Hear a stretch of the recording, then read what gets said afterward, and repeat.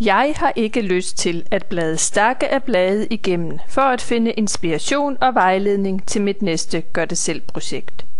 Jeg bruger i stedet gør-det-selv-indeks og finder lige de blade, jeg skal bruge. Jeg finder bibliotekets liste over databaser i viborgbase.dk. Klik på netressourcer.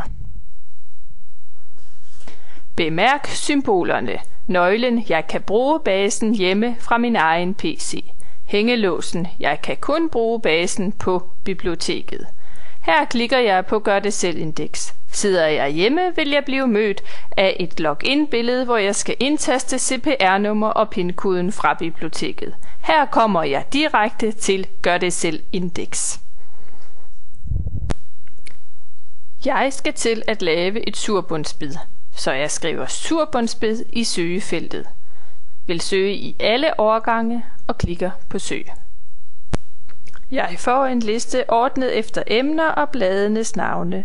Der er en kort beskrivelse af artiklen og oplysninger om, hvilket årstal, nummer og sidetal jeg skal finde for at læse vejledningen.